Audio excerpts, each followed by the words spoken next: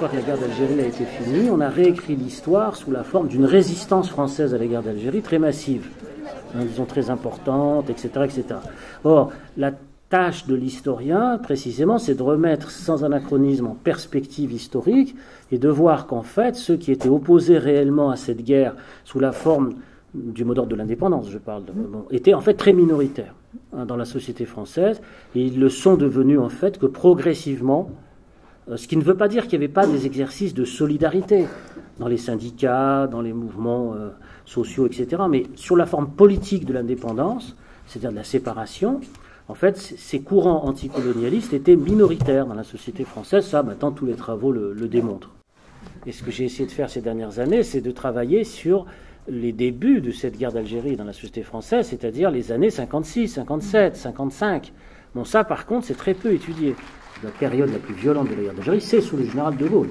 C'est là où il y a eu le plus de morts du côté algérien. Ça, il ne faut pas l'oublier, parce que c'est... là aussi, comme on est arrivé par la fin avec l'indépendance, la décolonisation, etc., on a oublié que en 1959, la guerre avait été d'une extrême violence, avec le plan Châle dans toute l'année 1959. Donc, voilà à peu près la trajectoire de Gaulle, quoi. C'est un homme pragmatique, un homme politique aussi, hein, qui avait des idées et qui progressivement, effectivement, a vu que c'était pas possible.